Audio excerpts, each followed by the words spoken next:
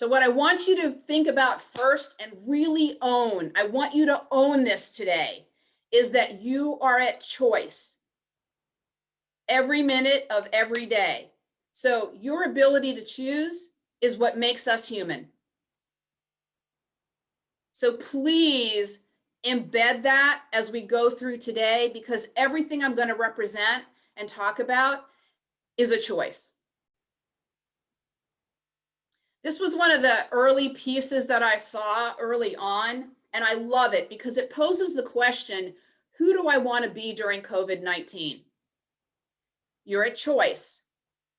So when the experience happened with my son, I was also thinking, who did I want to be as his mom in this moment? And so having gone through that, when COVID showed up, I very quickly went to, who did I want to be in this moment for myself, my family, and my clients? If you hadn't thought about that question, I'm going to encourage you to think about it now because we're still in it. And also to remember that COVID is an event that has shown up, but we personally have events showing up all the time. Things that will knock you off your game, things that will, challenge you at really core levels, fundamental levels. And so every time something like that happens, it gives you the opportunity to practice your skills.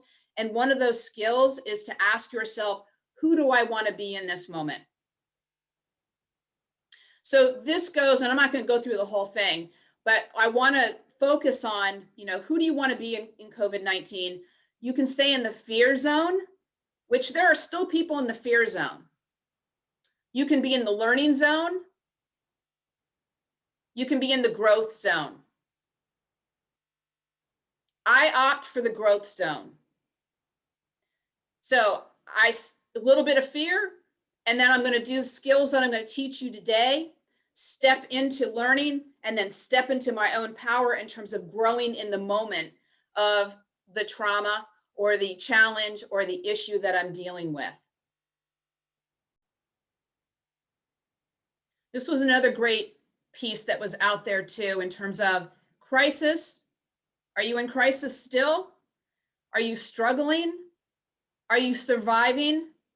Are you thriving? What do you choose?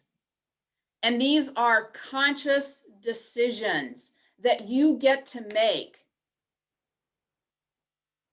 You get to make. So crisis first, a little bit of struggle.